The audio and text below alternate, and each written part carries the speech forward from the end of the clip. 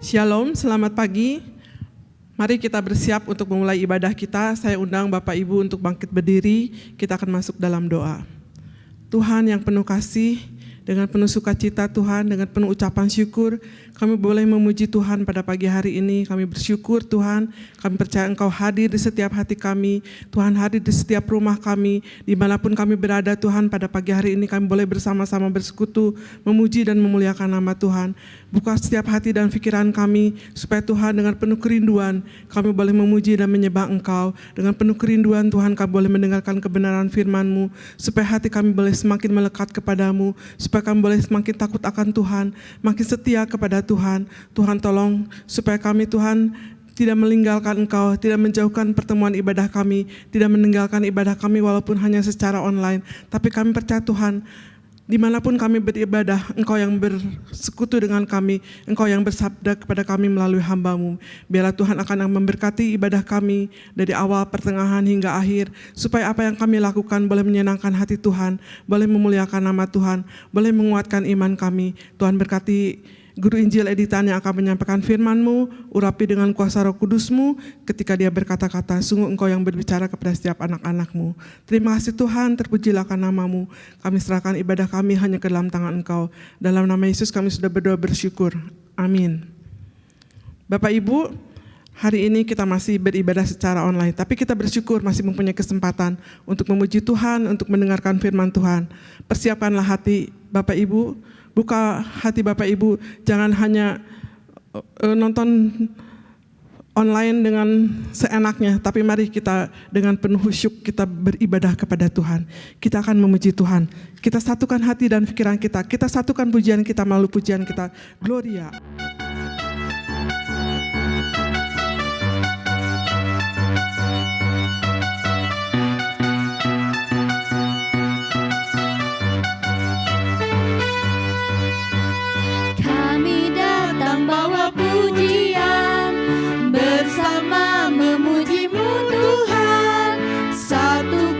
Suara dan nyanyikan sorak kemenangan. Gloria,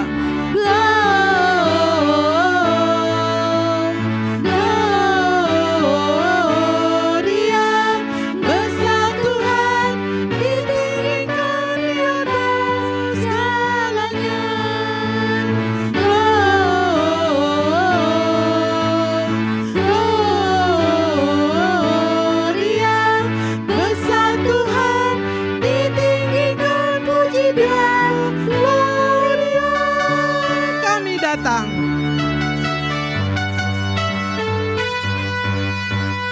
Kami datang bawa pujian, bersama memuji-Mu Tuhan.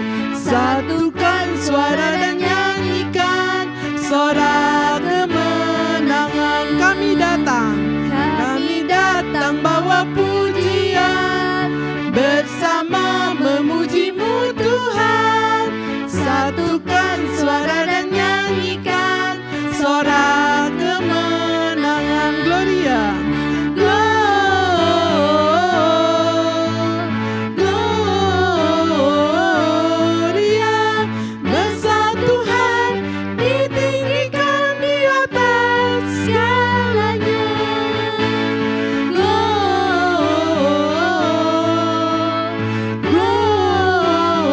Gloria, besar Tuhan, ditinggikan, puji Dia.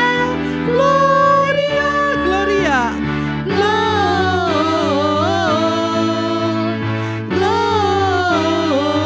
Gloria, besar Tuhan, ditinggikan di atas segalanya.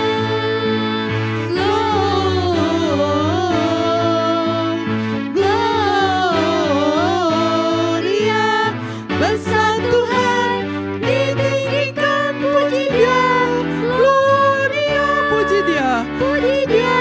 Gloria, puji Dia, puji Dia.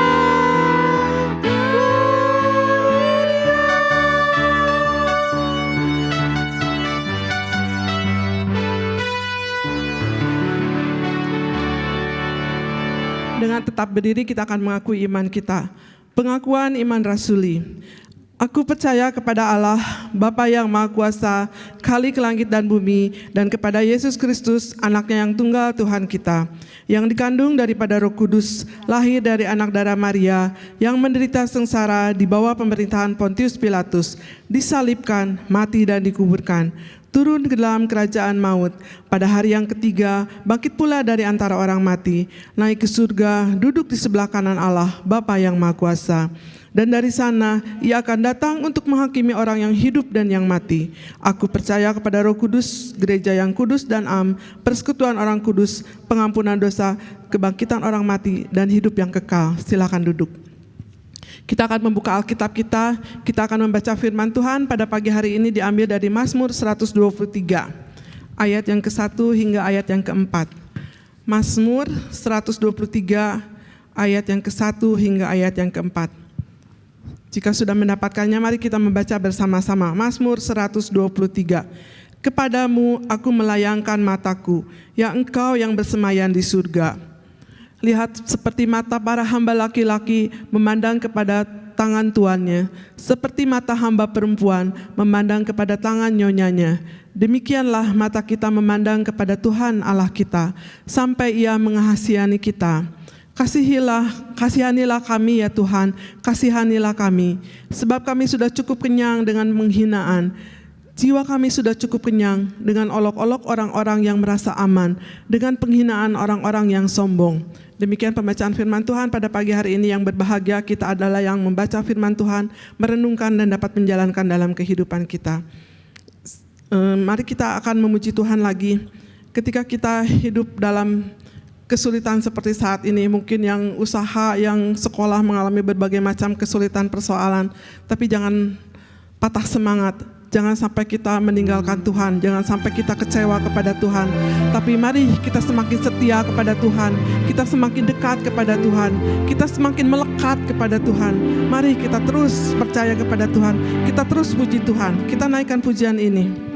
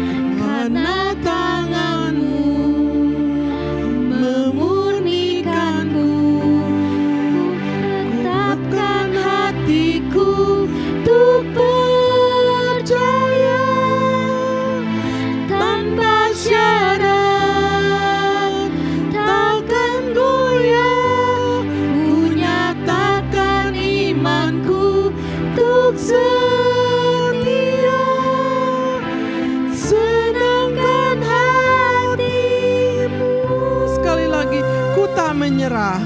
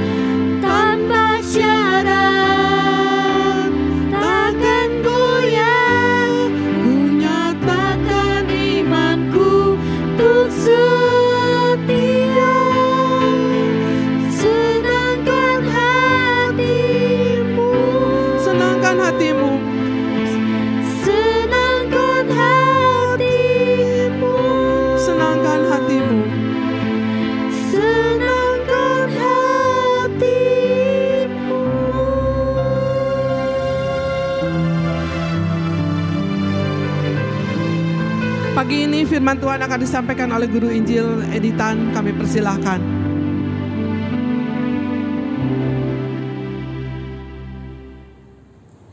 Selamat hari Minggu Bapak Ibu Saudara yang dikasihi Tuhan. Kita kembali beribadah dan kita akan kembali mendengarkan firman Tuhan yang pada kesempatan ini terambil dari Mazmur 123, satu Mazmur yang merupakan nyanyian ziarah. Sebelum kita merenungkan firman Tuhan bersama-sama, mari kita berdoa, mohon Allah Roh Kudus yang memimpin perenungan firman pada ibadah online minggu ini. Mari kita berdoa. Kami bersyukur kepadamu ya Allah, pencipta langit dan bumi, yang menguasai segala sesuatu, yang kasih setianya besar atas kami, yang mau berharap bersandar hanya kepadamu. Biar Engkau sendiri ya Tuhan yang menjadi sandaran kami. Biarlah dalam hidup ini, di tengah-tengah masa wabah seperti ini, kami masih tetap punya pengharapan karena Tuhan Yesus, Juru Selamat kami, yang bisa kami andalkan dan yang akan selalu menyertai kami. Dan biarlah harapan itu Engkau teguhkan ya Tuhan dengan sabdamu. Kalau sebentar lagi kami akan merenungkannya dan firman Tuhan sudah kami baca tadi, maka biarlah perenungan ini boleh mengajar kami. Biarlah Engkau sendiri yang boleh berkata-kata lewat hamba-Mu ini, kuasai hati dan pikiran kami, supaya setiap kebenaran, setiap perkataan, semua berasal dari kehendak Tuhan, bukan dengan kehendak atau pikiran manusia yang terbatas dan sia-sia. Kami serahkan saat penguraian firman dalam tangan-Mu, di dalam nama Tuhan kami Yesus Kristus, kami berdoa dan bersyukur kepadamu.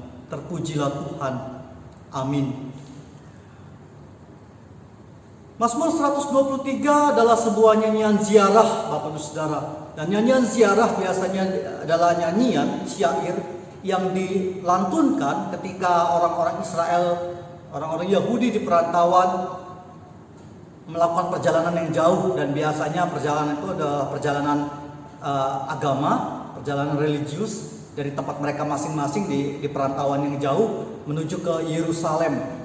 Dan seringkali itu bukan perjalanan yang mudah dan cepat Bapak Ibu Saudara. Seringkali mereka membutuhkan waktu berhari-hari, mereka harus menginap. Kalau tidak di kota kecil, kadang-kadang di padang belantara. Dan sebagai penghiburan, para imam kemudian mengkhususkan dan beberapa pemazmur menulis nyanyian-nyanyian yang sekiranya bisa menguatkan umat, meneguhkan hati umat dalam perjalanan mereka menuju ibadah mereka ke Yerusalem. Kehidupan kita pun sebetulnya adalah sebuah perjalanan ziarah Bapak Ibu Saudara, di mana kehidupan kita adalah kehidupan di mana kita berjalan menuju mendekati pada Allah, dan kita sedang merindukan satu hari raya besar bersama dengan Allah di surganya yang mulia. Oleh sebab itu, Mazmur ini akan menolong kita memahami di bawah satu tema berserah dalam ketundukan. Berbicara tentang berserah, seringkali banyak orang memiliki juga banyak penafsiran, banyak mengartikan, dan seringkali itu berdasarkan asumsi atau pengalamannya sendiri. Bisa jadi benar, tapi juga bisa jadi keliru. Dan lewat dalam Mazmur 123 ini kita akan belajar satu prinsip mengenai keberserahan yang begitu penting. Dan tema berserah dalam ketundukan ini adalah sebuah tema yang sebetulnya berulang kali Alkitab ajarkan, ya, baik di dalam Mazmur maupun di dalam bagian-bagian yang lain. Bahkan di surat-surat Paulus, kata berserah itu, berserah dalam ketundukan itu ada meskipun tidak secara tersurat. Dan Tuhan Yesus sendiri dalam khotbah di bukit banyak sekali mengangkat tema keberserahan ini di dalam ketundukan. Mazmur 123 dimulai dengan satu doa, kalimat doa yang diangkat oleh pemazmur. Kepadamu aku melayangkan mataku, ya Engkau yang bersemayam di sorga. Bapak Ibu Saudara, keberserahan pertama-tama haruslah satu sikap yang memandang kepada Allah, sepenuhnya memandang kepada Allah. Melayangkan mata itu bisa kita maknai sebagai melihat dari kejauhan. Sesuatu yang jauh yang kita usahakan untuk kita lihat. Seringkali dalam kehidupan yang sulit ini Bapak Ibu Saudara, Allah itu seolah-olah begitu jauh dari kita. Kalau kita merasakan hal seperti itu, jangan buru-buru atau lekas merasa bersalah. Kok rasanya Allah jauh dari saya? Karena Allah tidak pernah jauh dari kita. Sebagai Allah yang maha hadir, Dia ada di dekat kita. Sebagai Allah yang maha ada, Dia ada beserta dengan kita. Yang seringkali menjadi masalah itu bukan Allah ketika kita merasakan Allah begitu jauh dari kita. Yang seringkali menjadi masalah adalah diri kita sendiri, Bapak Ibu Saudara. Seringkali kehidupan kita yang melupakan Allah, mengabaikan Allah, itu membuat Allah yang sebetulnya begitu dekat dengan kita menjadi Allah yang terasa sangat jauh. Gambarannya seperti ini misalnya. Kalau ada orang yang sudah menikah suami istri, tetapi kemudian salah satu dari pasangan ini mulai fokus pada yang lain, pada hal-hal yang bukan pasangannya, maka meskipun mereka tinggal serumah, tidur satu ranjang, setiap hari bertemu, tapi kedekatan fisik seperti itu justru tidak menjamin adanya kedekatan relasi di dalam hati. Karena salah satu sudah terlalu fokus kepada yang lain, dan karena dia terfokus pada yang lain, maka yang di sebelahnya justru menjadi seperti asing, seperti ya kehadirannya ala kadarnya, karena sudah begitu terbiasa dan kedekatan itu sudah mulai memudar.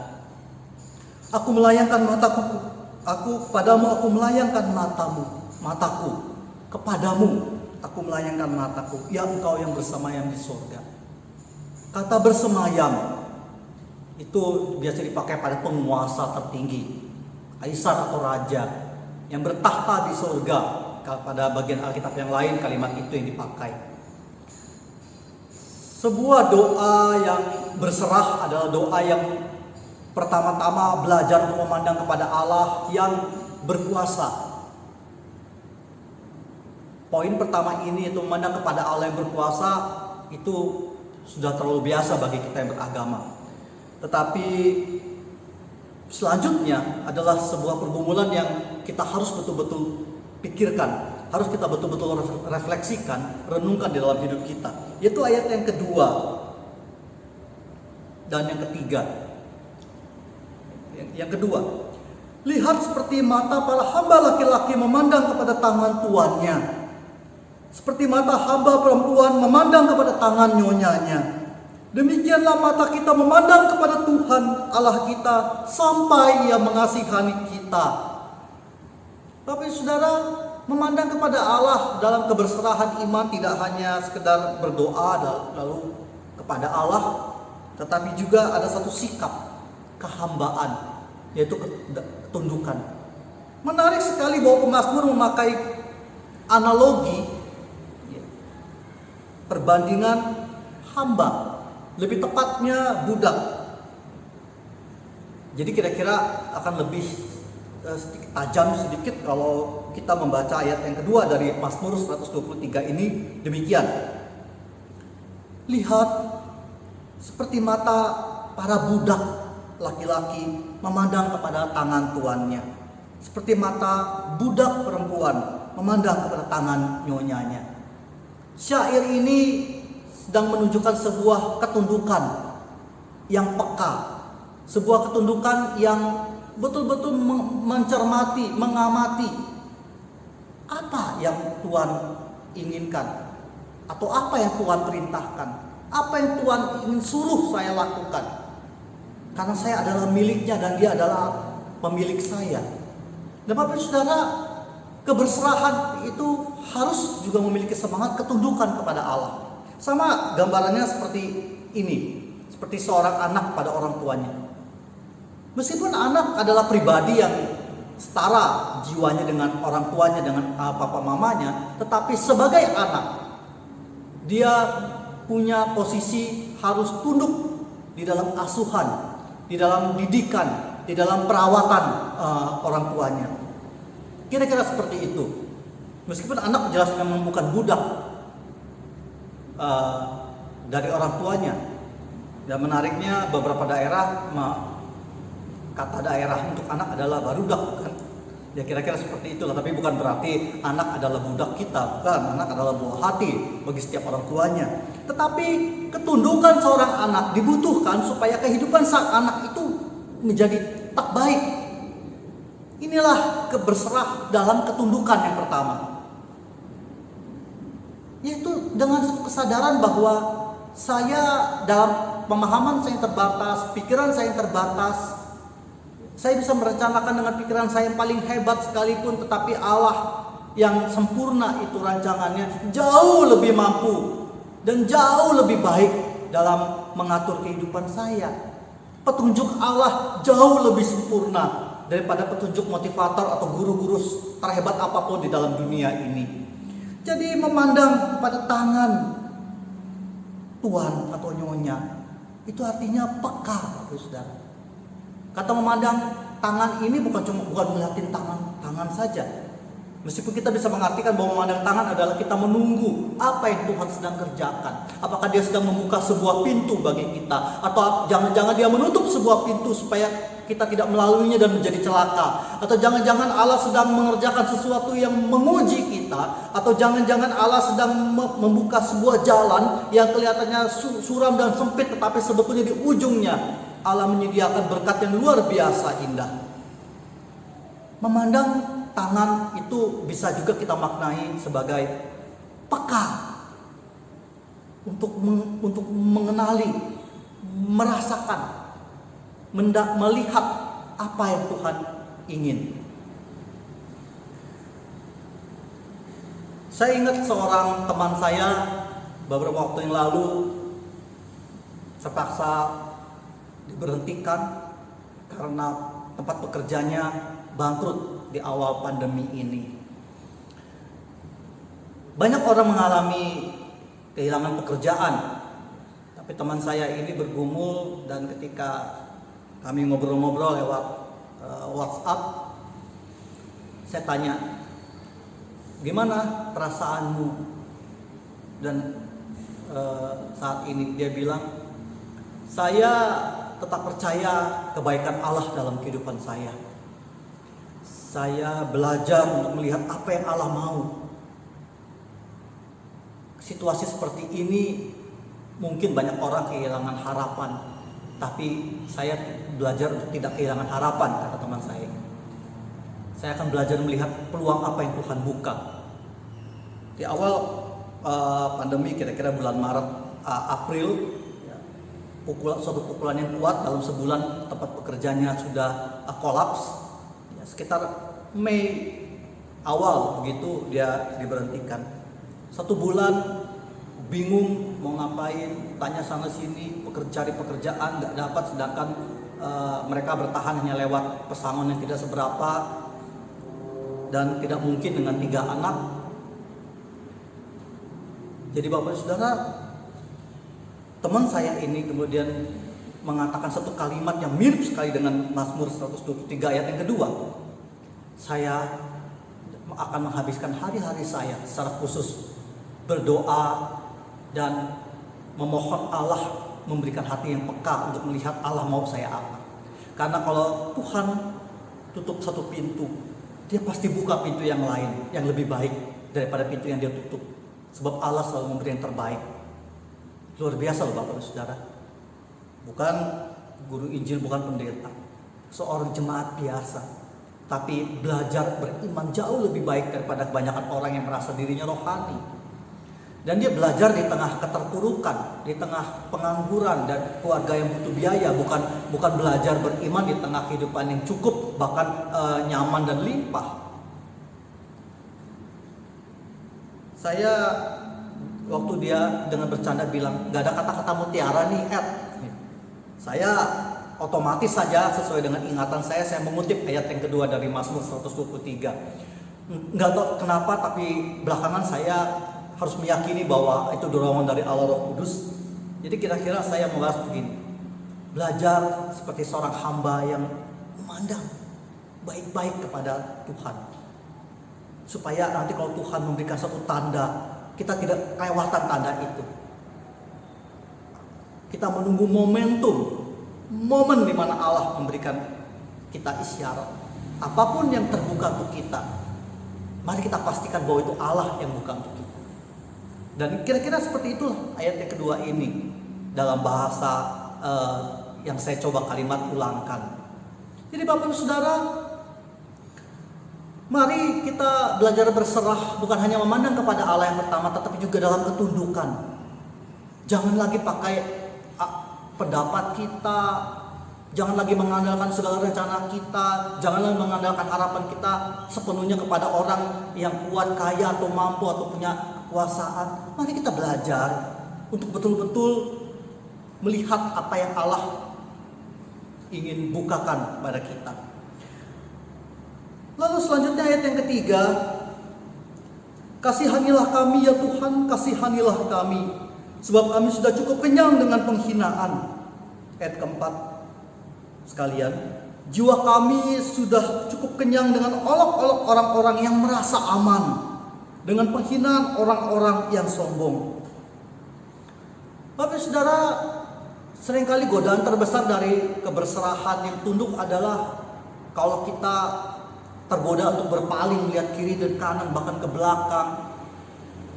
Ada begitu banyak godaan ketika kita sedang memandang kepada Allah. Entah itu bunyi-bunyian yang menarik, entah itu cerita-cerita yang dunia coba tawarkan, atau mungkin kita melihat kenapa itu orang gak takut sama Tuhan, hidupnya brengsek, tapi kok dia aman-aman saja misalnya dengan pekerjaannya.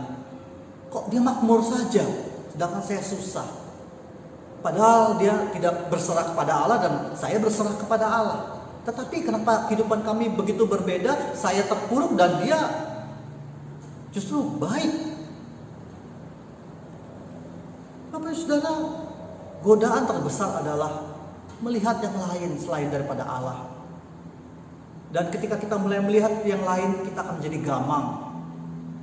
Sama seperti pasangan, kalau saya tadi di awal memakai ilustrasi pasangan, maka itu sama seperti ketika kita sudah menikahi pasangan kita belajar mencintainya, berkomitmen seumur hidup dalam ikatan pernikahan itu. Tapi ketika kita membiarkan diri kita melihat yang lain, kok lebih cantik ya kalau misalnya seorang suami, kok itu lebih lembut dari istri saya, kok lebih pintar masak, dandannya lebih, wah ini di rumah kok. Lihat, ketika kita sudah mulai terus-menerus memikirkan yang lain, maka kita akan sedang mengamplas, sedang menggerus hati kita, jiwa kita kepada pasangan kita. Dan begitu juga dengan hal iman. Ketika kita terus-menerus memandang kepada Allah, membanding-bandingkan, tanpa kita mengerti kenapa orang itu bisa seperti itu dan kenapa kita seperti ini di dalam rancangan Allah yang sempurna itu, maka kita akan mulai goyah. Dan ini terjadi pada Petrus ketika di satu malam di Danau Galilea, Yesus menyusul mereka berjalan di atas air. Para murid ketakutan, tapi kemudian pelan-pelan mereka, ketika Yesus mulai mendekat, oh ternyata itu guru Yesus. Dan Petrus mulai belajar untuk coba dengan imannya. Dan dia minta Yesus supaya membolehkan dia juga turun ke air, tidak tenggelam, berjalan untuk mendekati Yesus. Yesus izinkan, Allah izinkan. Petrus mulai turun. Sang nelayan senior ini turun ke danau, bukan untuk berenang, bukan untuk menyelam, untuk berjalan sebagaimana gurunya. Bapak Saudara masih ingat apakah begitu Petrus injakan kaki di permukaan air danau lantas dia tenggelam, apalagi itu angin sedang bertiup cukup kencang dan permukaan danau sedang bergolak, sedang tidak tenang. Tidak, Petrus dicatat oleh Injil berjalan. Imannya, pengharapannya kepada Yesus memampukan Petrus berjalan juga seperti gurunya. Tapi kita belum bisa tepuk tangan untuk prestasi iman yang gemilang dari murid Yesus yang satu ini, Bapak Saudara. Kenapa? Karena ketika Petrus berjalan, di awal dia memandang kepada Yesus, memberikan yang menjamin bahwa dia bisa berjalan untuk mendekati Yesus. Tetapi kemudian Injil mencatat angin dan ombak mulai mulai menyita perhatian Petrus. Petrus melihat angin. Ketika tiupan angin menerpa badannya, ketika ombak mulai menggoyangkan pijakannya di atas permukaan danau itu, Petrus mulai kehilangan fokusnya dari Yesus dan dia mulai melihat kepada angin yang hebat, kepada ombak yang menggoyang-goyang di bawah kakinya. Dan apa yang terjadi? Dia limbung dan dia mulai tenggelam. Apakah Allah memberikan kuasa sedikit sehingga Petrus tiba-tiba kehabisan mukjizat? Tidak, Bapak Saudara. Yang membuat Petrus mulai tenggelam adalah kebimbangannya,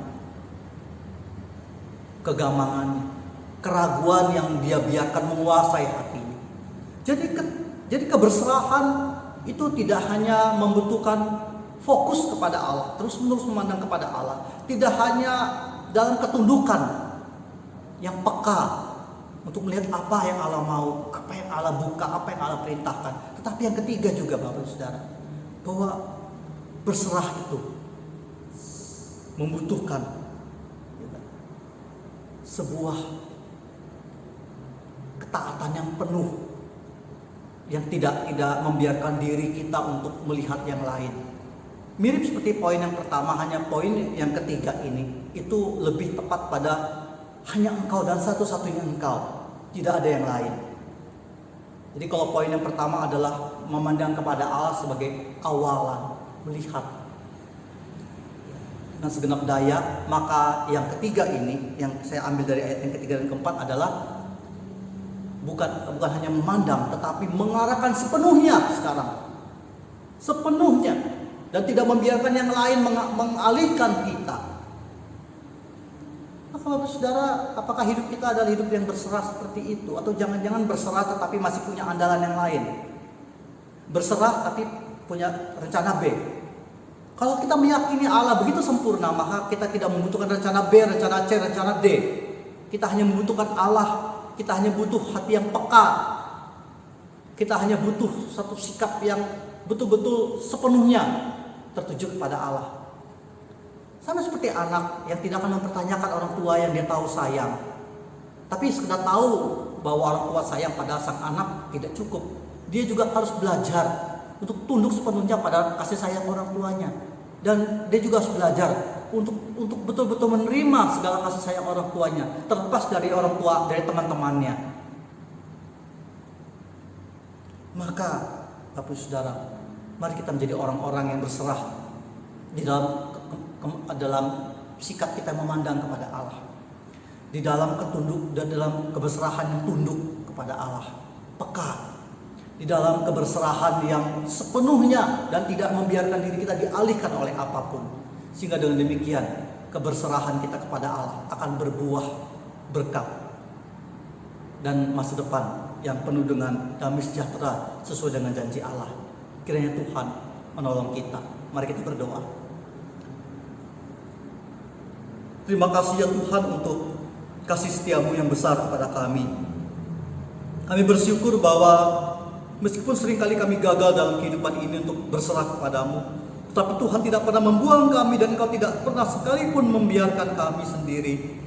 Maka biarlah kami sebagai umat, sebagai orang-orang yang mengenal Allah yang penuh dengan cinta kasih itu, kami belajar untuk terus memandang kepada wajah-Mu, tunduk dan peka akan segala perintah dan tuntunan tangan-Mu, serta kami mengerahkan segenap pikiran, jiwa, hati kami dan tenaga kami hanya kepada Allah, supaya dengan demikian kami tidak menyia-nyiakan setiap kehidupan kami untuk digoda oleh hal-hal yang sebetulnya sia-sia meskipun tampak menarik.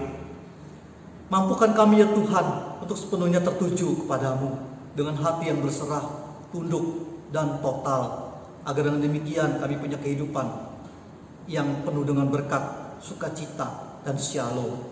Terima kasih ya Tuhan Yesus untuk cinta kasih dan karya-Mu serta penyertaan-Mu yang sempurna. Di dalam nama Tuhan penebus kami Yesus Kristus kami berdoa dan bersyukur kepada-Mu. Terpujilah Tuhan. Amin. Kita bangkit berdiri, kita akan menyanyikan doksologi. Setelah itu kita akan menerima berkat Tuhan. Puji Allah Bapa